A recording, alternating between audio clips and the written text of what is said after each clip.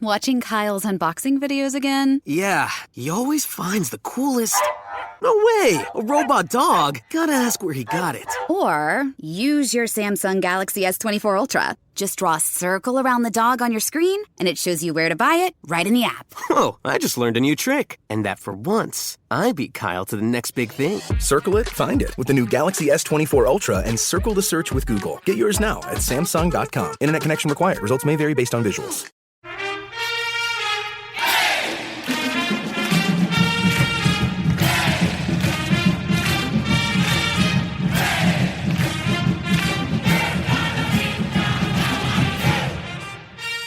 Hello, Duke fans, and welcome to episode 349 of the Duke Basketball Report podcast. It is Wednesday, October 20th, 2021. I am your host. I am Sam Klein. I am coming to you from Boston. I am joined, as always, by Jason Evans and Donald Wine. Gentlemen, it's great to see you. Donald, how are you today? I'm doing great. I am in Kansas City for the U.S. women's national team match that's taking place tomorrow. Just landed here, and don't worry, I already got some barbecue, so we're good to go. But the NBA opened last night, so this is one of the best times of the year for me. One of my favorite leagues, professional leagues especially, to watch. Basketball season is back, which means we are just around the corner from the start of college basketball season. And even though we had to fret so much about Kyrie Irving over the last couple of weeks being the biggest bonehead in the NBA, totally overshadowed now by Ben Simmons. So Duke fans, sigh of relief. We don't have enough. We don't have enough time on this podcast for this. LSU fans generally just like not having a good time this last week or so. If they are rooting for Ben Simmons at all, I have no idea if they do. Ben Simmons got kicked out of practice. And I'm just praying, I'm hoping that when reporters finally get a chance to ask him about it, he says, practice? We're talking about practice, not a game. Yeah, you can't use that twice in Philly. They will eat him alive if he uses Allen Iverson's words in Philadelphia about practice. Do you understand? Like, that man will not live. And the news, awesome. And the news was that he left practice to go to a strip club. So yeah, apparently he left. We already spending more time on this. He left practice because he didn't want to do a defensive drill, and Doc was like, "Well, if you're not doing defensive drills, you're not on this team. Get out of practice." And Ben was basically like, "That's exactly what I wanted you guys to say." And so he left and apparently went to not a strip club, the strip club in Philly. I don't need to say the name. If you're from Philly, you already know. All right, we don't need to spend more time on this. Jason Evans, I did what's my up, man? I did my bachelor party at that strip club. No, you didn't. Don't tell us more. No. We're a you know what it is. Show. You know what it is. This is 30 years. This is 30 years ago. But yes, my bachelor party was at a strip club. I was alive then. Jason, you haven't asked me how my poker went in Las Vegas. Jason, tell us, how did you do at the World Series of Poker? So in the two tournaments I entered, in the first tournament, I was on a flush draw that didn't hit, and that knocked me out. In the second tournament, the guy I was playing against was on a flush draw, and his hit, and it knocked me. So the flush draw took me out, and then the flush draw took me out the other way. That is the most poker thing ever. No more flushes for Jason. Jason, if you're a flush out there, he is upset at you. All kinds of flushes, straight flushes, royal flushes, toilet flushes, all of them. He's mad at you now. The lesson here is don't gamble. That's probably right. or gamble smarter. Yeah. Be great. All right. We don't need to talk anymore about gambling, although I'm sure it comes up because it comes up all the time when people talk about sports. That is what we do here. Specifically, we talk about Duke basketball, and this week it is a little bit of a preview, I would say, because we have ACC preseason awards out this week, and also exhibition games are getting started this weekend. Duke obviously has its secret scrimmage against Villanova coming up soon, and other teams are starting to tip off, and we're getting our first glimpses of the rest of the ACC. So what I want to do today is first talk through the ACC preseason awards. That would be Player of the Year, Freshman of the Year, First Team, etc., as well as the team rankings in which Duke came in first. We're going to do that, and then we'll come back and we'll dive a little deeper on some of the ACC teams that we are interested in seeing how they perform, particularly during the non-conference slate, because what we normally do on this show, if you've been with us for a few years, is that once ACC season really kicks off, like in around mid-December,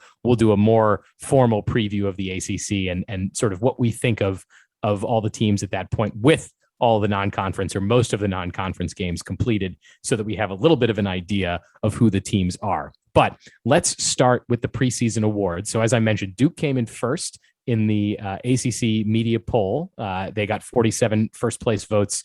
Second place was Florida State with 14. So Duke was the runaway pick for winning the ACC. It was Florida State, followed by North Carolina, Virginia Tech. You're probably noticing that these are some of the same teams that typically are at the top of the conference, so not a lot of changes there.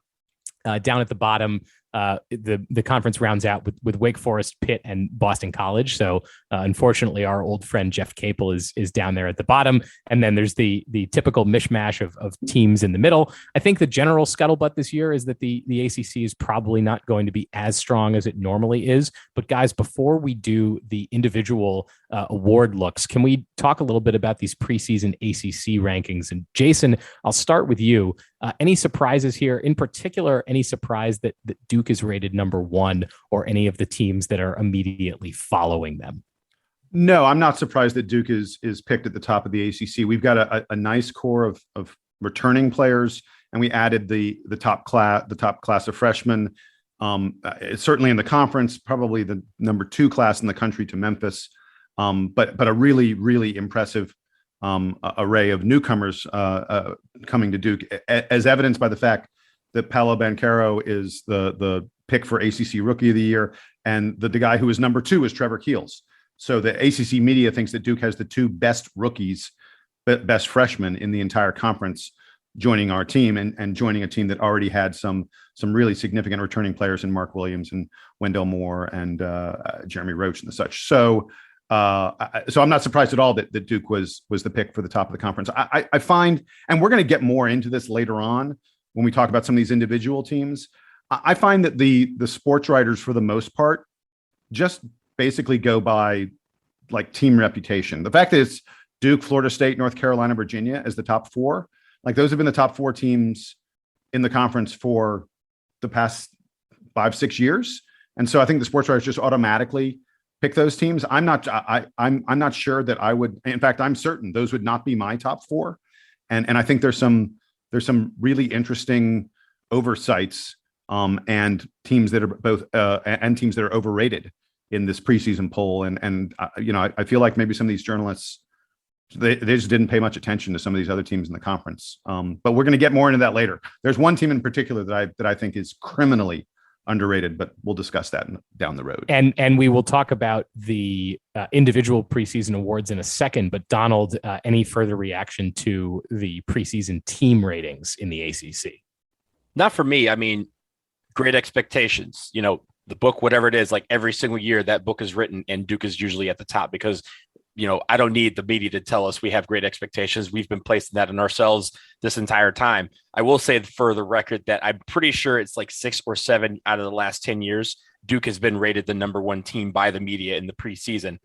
Obviously we've won a national championship in that reign. We've won a couple of ACC titles or at least tournament titles, but there have been teams that have stepped up. And I know we'll talk about a couple of them that may or may not step up this year, not just on this show, but in future episodes. But I think when it comes to this, Duke is going to always have that expectation of being great. This year being no exception, especially with the storyline of Coach K, entering his swan song final year as the coach. That obviously is going to elevate the expectations. And I think the media kind of, are just playing into that like they do every year with Duke being great. But having said that, like Jason said, we have the guys where it's not something where people should say we are overrated by any stretch. This is a really good basketball team, and they're only going to get better with practice. One interesting thing is, like you said, I believe you're correct. Duke's been the preseason media pick. I think it's 6 out of the past 10 years. Duke hasn't. Now, the ACC regular season crown is a dubious title at best because of the unbalanced schedule. But Duke hasn't won the ACC media crown, the ACC regular season crown. I think it's one time in the past decade. I think it was 2015, maybe. And it's only and they've only tied. I don't think they've won it outright since even longer than that. Right. So take these preseason rankings for what they're worth, which is not much. On the individual front, I don't want to linger on the team front because I think the individual awards are interesting for a few reasons, particularly for Duke fans. As Jason mentioned, Paolo Banchero is the ACC Preseason Player of the Year. This is an award that has gone to a few Duke freshmen in the past, so this is not unprecedented. And we are certainly hoping that he follows through on that promise. He is joined on the ACC Preseason First Team by 4 returning players. So there's only one freshman on that All-ACC Preseason First Team. That's Paolo Banchero, but the rest of the guys are names that I think most of us will be familiar with: Buddy Boeheim, Keve Aluma, Armando Bacot, and Isaiah Wong from Miami. The ACC second team, I don't need to read them all, but 2 more Duke guys featured there, Mark Williams and Wendell Moore. That tells you that the media thinks that Paulo, Mark Williams, and Wendell Moore are Duke's most important and best players this year, which I think would mostly track with our expectations. We can talk a bit about AJ Griffin. On that player of the year count, Paulo, I said, came in first with the most votes, and Wendell Moore and Mark Williams were kind of down ballot there. Moore came in 6th and Mark Williams came in 8th. He had 2 votes for ACC Preseason Player of the Year, which I find very interesting. I would love to deep dive on the journalists who thought Mark Williams is going to be ACC Preseason Player of the Year. Wait, Sam, hang on. I don't think that's not a crazy. That is not a crazy pick. I don't think it's crazy. I think it would be awesome if that was the case, and I definitely see it happening. And for ACC Freshman of the Year, the only other award, Paulo, of course, ran away with that one. He got the vast majority of the votes. But in second place, as Jason mentioned, Trevor Keels with 5 votes. AJ Griffin did not appear. And that's actually where I would like to start, is a bit of a conversation about AJ Griffin and the expectations here. Donald, do you think that AJ Griffin not being on any of these lists is a reflection of how the media thinks he's going to fare in general, or is this mostly a result of his injury? I think it's mostly a result of his injury history coupled with the recent injury that he got on his knee. That means that he's probably not going to play as many games as some of these other freshmen to get the stats and the numbers that you would want to compare when you're talking about end of year favorite freshman of the year awards or any other awards. So I don't think it's a necessarily because of his talent. I think it's just because the media is probably skeptical at how many games that he will feature in with injury, and also just getting back up to speed, because when you have a knee injury, it takes a little bit to get back up to speed. So I think that's what we're looking at here. The one thing I will mention, though, to go back to freshman, Paolo Banchero. We were talking about this before the show started, but this is an interesting nugget that Paolo Banchero was preseason ACC Player of the Year, but was 3rd on the preseason All-ACC First Team. Usually, you have a guy who's going to be getting at the top or near the top of both. But Buddy Boeheim ran away with the votes for the ACC First Team, but he came in 3rd for the ACC Player of the Year. So I thought that was pretty interesting that the one freshman that's on that list is the one that media thinks is going to be the best player in the ACC, or at least win that award when the season's over. Hey, I could be wrong. I feel like I don't think there has been a freshman picked ACC Player of the Year, Preseason Player of the Year, in at least 20 years. I wasn't able to look and check back in the 1990s and 80s and such. There's no way it would have happened in the 80s. Probably no way it would happen in the 90s. But I think even at Zion Williamson and RJ Barrett, Marvin Bagley, some of the greats that Duke has had over the year, none of those guys were picked as ACC Preseason Player of the Year. Some of them were all ACC First Team, but none of them were Player of the Year. Paolo is, I believe, the first player to be ACC Preseason Player of the Year as a freshman. I could be wrong, but I think that may be the case.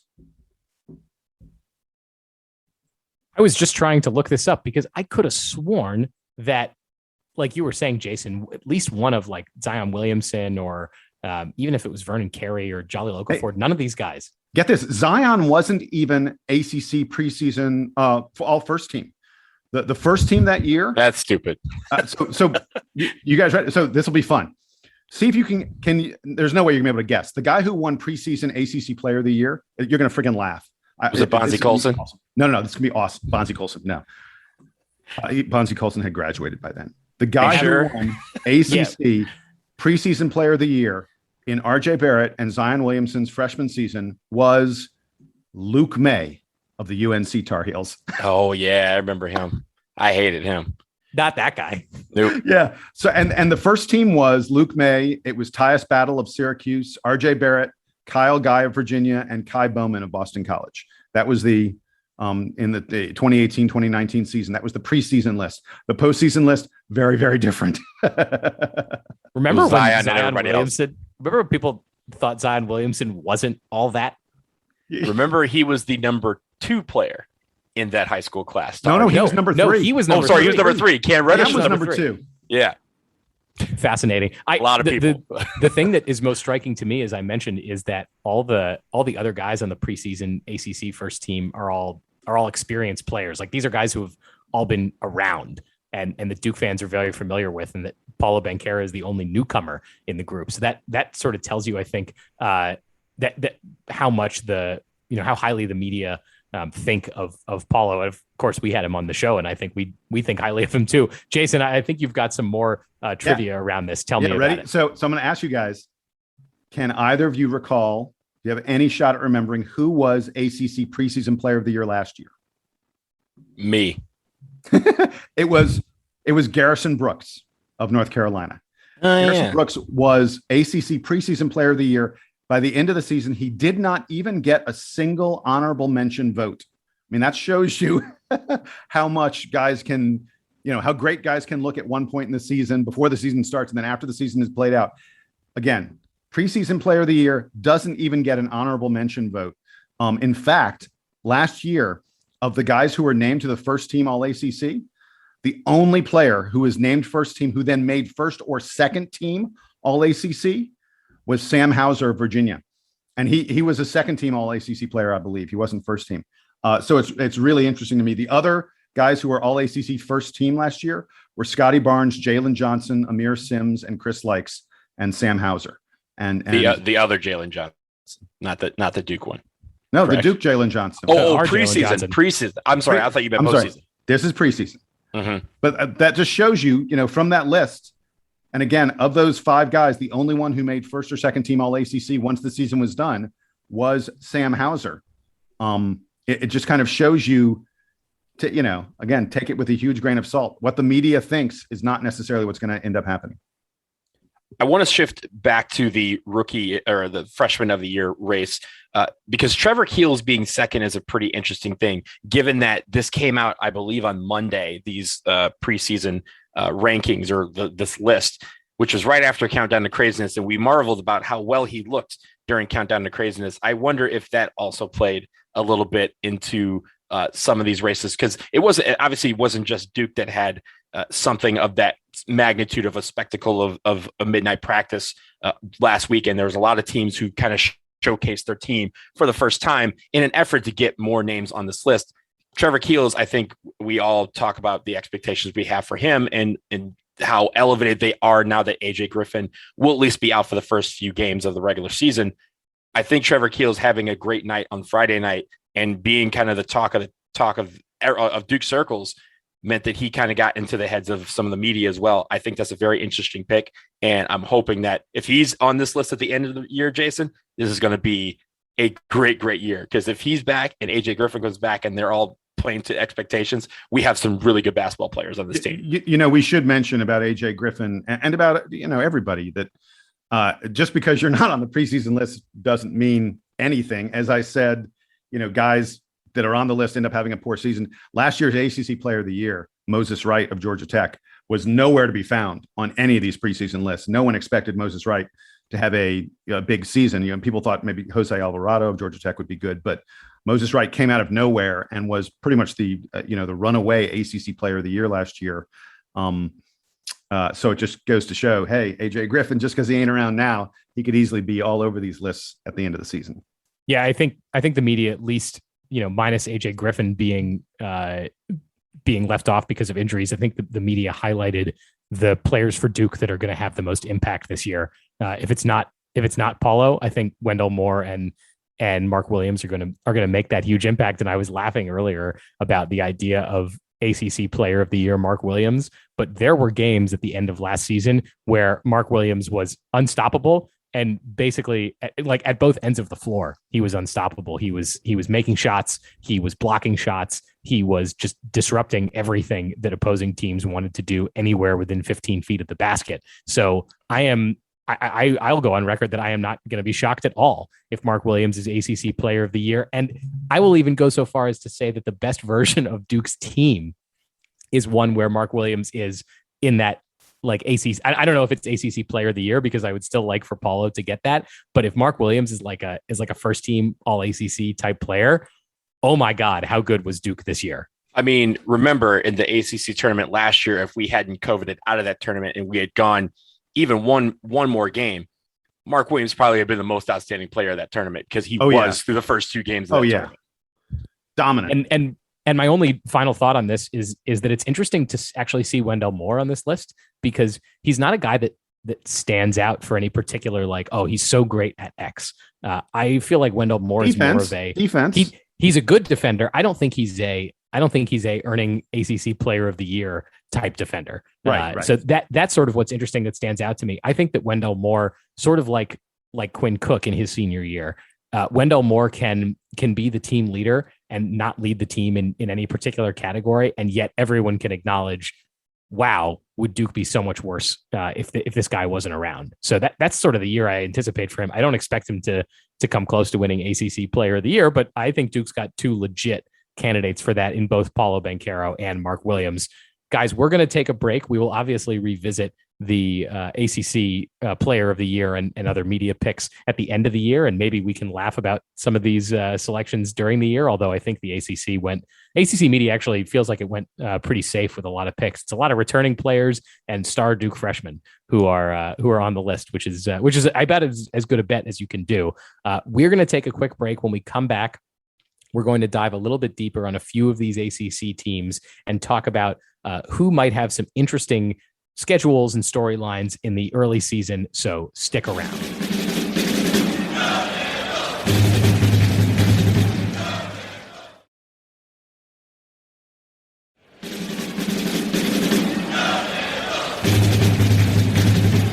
All right, guys, I want to talk about a few of these ACC programs, and we each picked 1 or 2. I think Jason picked 3 because he's an overachiever. Teams that we want to talk about and sort of pick apart early season storylines that are interesting to us. So Jason, because I think you've got the most, I'm going to let you go first. Tell me about an ACC team that intrigues you. So the first one I'm going to talk about is Notre Dame. And I feel like I've talked about Notre Dame a lot on this podcast in recent weeks, but it's because Notre Dame I really think that they're going to have a breakthrough season. They were picked 8th by the ACC media. And I think that's laughably low. I can't even begin to understand how you would pick Notre Dame 8th among all the teams in the ACC. Ken Pomeroy, by the way, Ken Pomeroy says Notre Dame is the 3rd best team in the ACC. He has them 27th in the country. He thinks that this Notre Dame team is already on the cusp of being a top 25 team. They are a team, and I've said this before, but I'll say it again. They're a team of nothing but seniors. The only player that they lost from last year's team is big man Juwan Durham, and they bring in an even better big man in Yale transfer Paul Atkinson. Paul Atkinson averaged 17-7 at Yale before he transferred to Notre Dame. And by the way, he transferred and sat out a year. So he is, I guess you'd call him a super senior, whatever. He is an old man on a team full of old men. Of the 7 or 8 guys who are going to be in their rotation, I don't think a single one of them needs to worry about getting a fake ID to have a drink. They're all old. They're all men. None of these guys are boys, and they're going to be playing mostly against boys. They are Notre Dame can play offense. It's entirely possible that all 5 starters in this team will average double figures for them. Last year, Ken Pomeroy said that they had one of the 25 best offenses in the country. This year, in his preseason projections, he says that Notre Dame has the number 6 offense in the land. I want to repeat that.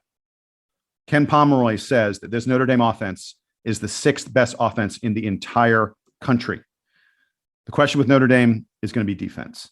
And I think Mike Bray took a really important step toward fixing the defensive problem that he has with this team, because he brought in Anthony Solomon as an assistant coach, actually associate head coach. Anthony Solomon was an assistant at Notre Dame for many years. He then left. He was at Dayton for a few years. He's now back.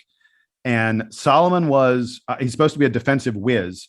He was the guy right next to Mike Bray in 2015 and 2016 when Notre Dame made back-to-back Elite Eights.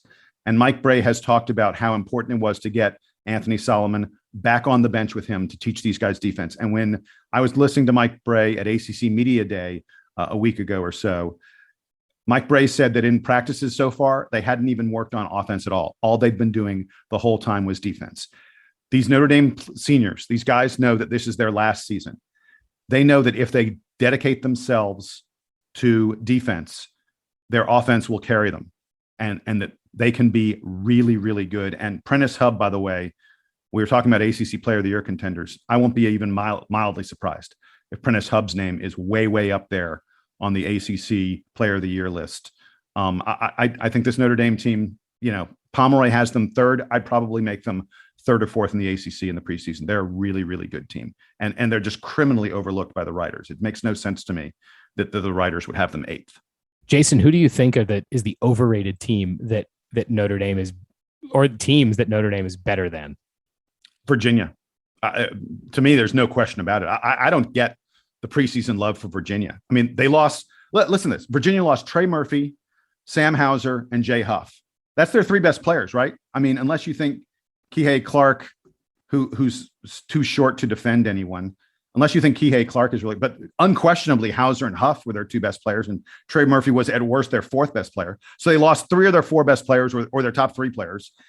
The only guys they bring back are Kihei Clark and Reese Beekman, both of whom, to me, aren't really difference makers in the ACC. All right, but I mean, Kihei Clark and Reese Beekman aren't starting on most ACC teams, not teams at the top of the conference. And Virginia's freshmen are mostly international players. They're not expected to be huge difference makers from day one. They got a couple nice transfers. I mean, Virginia is going to be counting on transfers. They got Amon Franklin from Indiana. They got Jaden Gardner from East Carolina. Gardner's really good. He looks like a player who can really score for them. But Virginia usually guys need time to learn the defense that Virginia plays. The pack line defense is not an easy thing to get overnight. So you've got a Virginia team that's bringing in a bunch of new players because they lost they lost most of their most experienced players. A Virginia team that usually counts on being a great defensive team, it just doesn't match up for me. The ACC media voted Virginia fourth. I think Virginia's at best sixth or seventh in the conference. This is a rebuilding year for Virginia. If Tony Bennett gets these guys to fourth in the conference, he deserves a lot of coach of the year consideration because the roster just isn't there. Donald, who do you have as ACC teams of interest this year? Well, this is not a team that we need to look out for as far as, the top of the rankings. Actually, you need to look closer to the bottom of the rankings, but they're my law school alma mater, so we're going to discuss them anyway, and that's the Miami Hurricanes. They are picked to finish 12th by the media in the ACC, which is not good. This 12 out of 15 teams, but they do have one of the best players in the ACC in Isaiah Wong. He tested the NBA draft waters, but then he returned to the U. He decided to withdraw from the draft, and he's going to be someone to watch. Also, they have this new freshman, Woogu Poplar, who is sixth in the ACC Freshman Player of the Year voting, so you should watch out for him. The thing about Miami, though, is like a lot of teams that we'll talk about, they had a lot of turnover with players leaving through the transfer portal or graduation. Chris Lykes was the main guy who graduated, the kind of heart and soul of the team last year, who was injured for a lot of the season. But they lost like 8 or 9 guys through the transfer portal. They did get a couple of guys back. Wong obviously came back from the NBA draft. Cameron McGusty is also back. So if he's healthy this year, then he could really help them. Harlan Beverly and Din Gak are also guys, but really that's it as far as experience in the form of minutes from last season. So the question for them is they'll have some size, but who's going to help Wong score? Is it McGusty? McGusty didn't, again, he was injured a lot last year, so he didn't get that opportunity. But who is going to be the player or players that step up from a scoring standpoint along with Wong? Because that's the difference between Miami being at the bottom of the ACC and, maybe fighting for mid-table. Because that is really the extent of this team. They have, again, new guys coming in, new chemistry. But in Miami with Leonard Yeager down there, who knows what could happen with this team. So they'll be an interesting team to watch, mostly for the fact that Isaiah Wong is one of the best scorers in the ACC, and he is really just a dynamic player to watch night in and night out. I took a little bit of a look at Florida State as a team of interest. This is a squad. Leonard Hamilton's team is always very competitive in the ACC. If they're not number one, they're 2 or 3 the last few years, and they've done it with a fair bit of roster turnover. This year, a lot of roster turnover. 3 of the top 5 guys in minutes are gone, including Scotty Barnes, the freshman who was so amazing in spurts for Florida State. But a lot of the rest of the starting lineup is gone, and some of it replaced by a couple of transfers who were very interesting. Cameron Fletcher, who comes over from Kentucky, didn't play much, but was a Kentucky recruit. So how bad could he possibly be? And Caleb Mills, who was very productive at Houston, but then left the team early last season, is also in the fold for Florida State. I think if you're also thinking about sort of how good is this conference, how good is the ACC, Florida State has a few really great matchups early in the non-conference. They're going to play at Florida early in the year. Florida's going to be a very strong team again this year. And then Purdue, who is one of the strongest teams, not just in the Big Ten, but in the whole country. FSU draws them for ACC Big Ten Challenge. So they're going to play at Purdue this year at Mackey Arena. Those are going to be 2 really big highlight games for Florida State and for the conference, because this is one of those teams that if they win a couple of these, if they win these 2 big non-conference games, the profile of the conference, I think, is raised. So I'm looking out at Florida State. And also because that one of my favorite topics to come back to time and time again is Leonard Hamilton and the ham sauce. So I love seeing Leonard Hamilton on the sideline because it gives us all hope that we may also be 1,000 years old and still look like we're 35. And that just sparks a lot of joy. Jason, I think you had maybe one more team. I think it was Virginia Tech, who's intriguing to you because you talked about Virginia. So talk about their rivals in the hills. Yeah. So Virginia Tech, the ACC media picked them 5th. I would, I might bump them up as high as 3rd. I really like this Virginia Tech team. I definitely think they could challenge for top 2 or 3 in the league. They lost Tyrese Radford to transfer.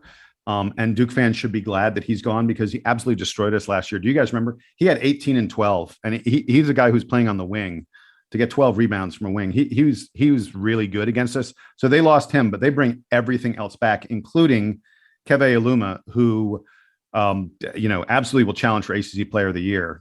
In fact, the media sort of says if it's not Paolo, Keve Aluma is sort of the next most likely pick for Player of the Year in the ACC. And the rest of the team just got a year older and wiser. And they add a really nice transfer, Storm Murphy. What a great name, by the way. Storm Murphy was the best player on Wofford last year in the past couple of years. A really, really steady point guard who can lead the team. He was easily among the best players in the Southern Conference last year. Obviously, he knows Mike Young really well. Mike Young, the head coach at Virginia Tech, used to be at Wofford. And so when Storm Murphy decided it was time to move on from Wofford, he went back to his old head coach. Vatek was a tournament team last year, and it seems to me like this team this year is better than they were last year. I think they could be one of the top 20 teams in the country. And they have some really interesting times that we're going to get to see how good they are on their schedule. They've got a game they're going to be playing Memphis. They're in the preseason NIT, and they're going to be playing Memphis on, I think it's November 24th. And then the winner of that game, depending on whether they win or lose, they'll have Iowa State or Xavier in the NIT. They also play Maryland in the ACC Big Ten Challenge. And they've got a game against St. Bonaventure in December, just a couple days before Virginia Tech plays Duke. They play St. Bonaventure, and St. Bonaventure is one of the best mid-majors in the country. We're used to seeing Virginia Tech schedule a bunch of patsies, a bunch of really, really bad teams. I think you can tell that Mike Young thinks that this year's team has the potential to be special in some of the scheduling. That game against Memphis, that you're playing a top 10 team there. That will be a huge, huge test. The game against Maryland, playing a good team from the Big Ten. These are games where Virginia Tech has a chance to really build up a strong resume. And I think Virginia Tech is going to be a real team to watch out for in the conference. And Keve Aluma is just a joy to watch. That guy's a special player. All right, Donald, round us out. Give me one more interesting ACC team heading into the non-conference season. Well, that team is Syracuse, and here's why. They are a team that every year we talk about Syracuse should be probably better than they are, but they just keep floating in the middle of the pack of the ACC. The intriguing thing is, will they try to make it into that top tier? I mean, it's one of those things that they keep aiming for, but they somehow seem to even underperform their expectations. But there's a couple of guys here that obviously we need to look out for on Syracuse. One is Buddy Boeheim. Of course, again, he got the most votes on the preseason All-ACC first team. He was third in preseason ACC Player of the Year. Benny Williams was seventh in preseason Freshman Player of the Year. But that's not the guy I want to talk about.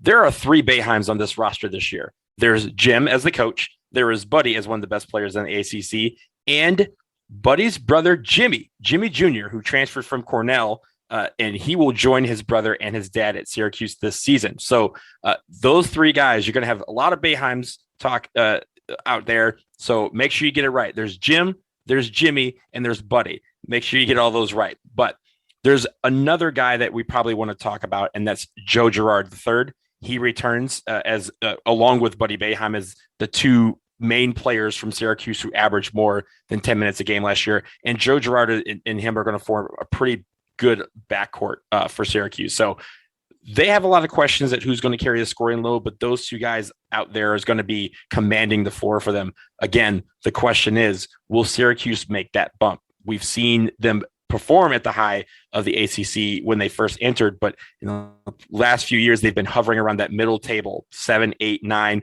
and trying to get tournament wins to try and enter the ACC or the NCAA tournament. Will they be able to make that leap this year? That's the question.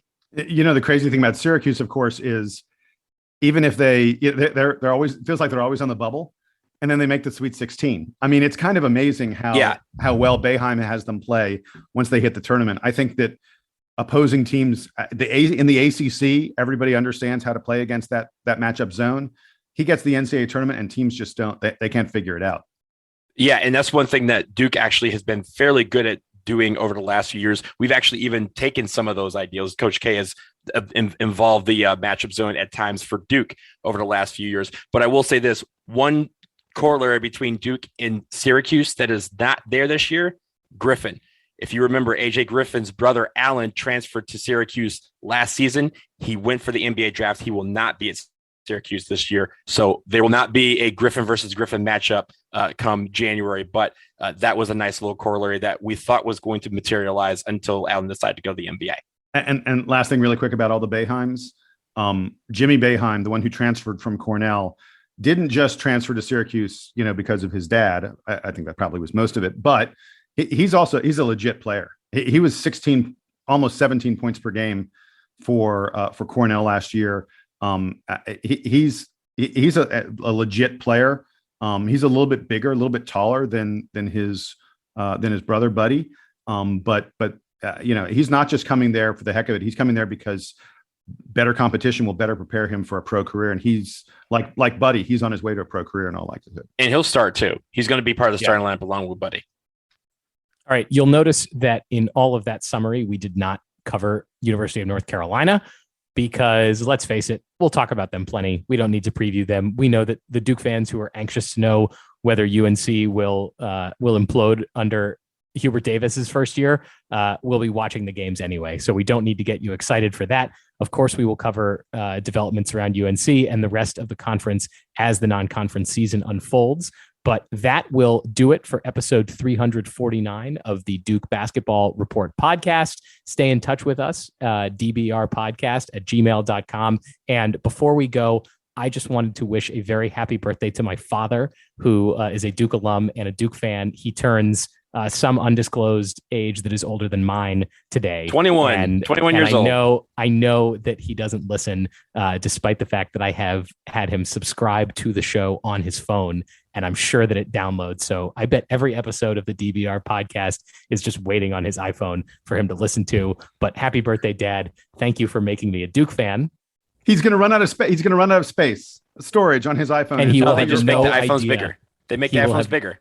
He will have no idea what to do about that until he sees me again. So I'm just going to have to fix it. But actually, you know the answer? You know how to get that space back? Listen to the episodes. Yeah, he could. He could listen to them. I don't think he's going to. One of our, recurring things is that he'll call me and he'll ask me some question about Duke basketball. And I'll say, well, did you did you listen to the show? And he's like, what are you talking about? So I don't think he's hip to podcasts. I have a good friend who's a huge Duke fan. I'm not going to give him the satisfaction of calling him out and saying him by name, but he doesn't listen to the podcast either. And I always ask him why. And he's like, if I want to hear what you have to say about Duke basketball, I pick up the phone and I call you. I'm just going to call. Yeah. It's an on-demand thing. So, but I did want to wish my father a happy birthday because he's the reason that I'm a Duke fan, and I wouldn't be on the show without him. So thanks, Pop. That'll do it for us. We will talk to you again. I don't know, sometime soon. We always seem to show up again in your feed. So, Sam, you know why we may show up next? Duke has a secret scrimmage this weekend. Duke is playing Villanova in Washington. It's the secret scrimmage, and it won't be televised. Don't look for it on your dial or anything like that. But we're hoping that there will be leaks, that there will be little bits of information that will come out about that. And we will definitely talk about it if we get any info about that. That's a huge deal for Duke.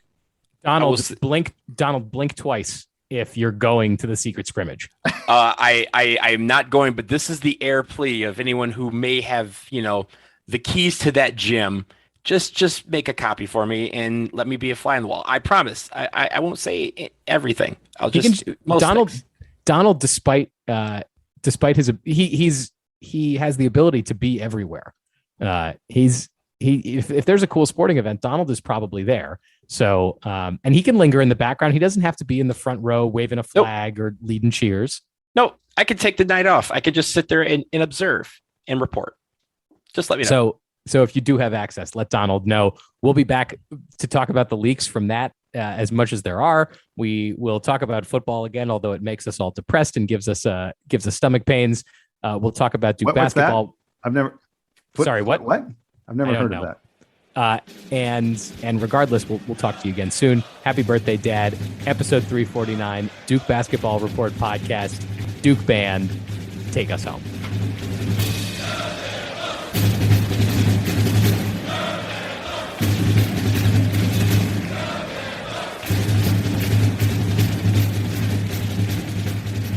Hey, real quick sound check for me. Can you put a finger up when you stop hearing me and put a finger down when you hear me again?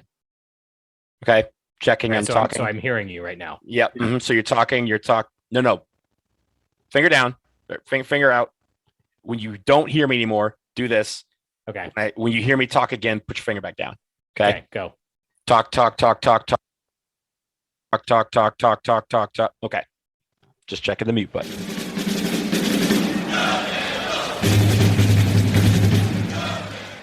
Let me give you a big Labor Day surprise. Most people think if we all exercise the same and eat the same, we'd all look the same. And let me tell you why that's wrong. Your body is unique and your metabolism is unique. I'm Lacey Green and I'm a super trainer at Body. That's BODI.com. And you can't see me, but I don't look like your average personal trainer. I'm curvy and I'm proud of it. So I created a program for beginners only on the Body app to show people like us how to get incredible results and be our version of happy and healthy. This isn't just workout videos. It's people like you and me. It's community. It's incredible trainers. It's easy to follow nutrition and mindset experts to help you reduce stress and just feel better. And you can get started with my new program called For Beginners Only. Now, here's the big surprise. If you go to body.com right now, that's BODI.com, not only can you get everything Body has to offer at 50% off with an annual membership, you'll also get an additional 20% off, but only during Labor Day weekend. Let's do this together. Go to body.com. That's body with an I.com.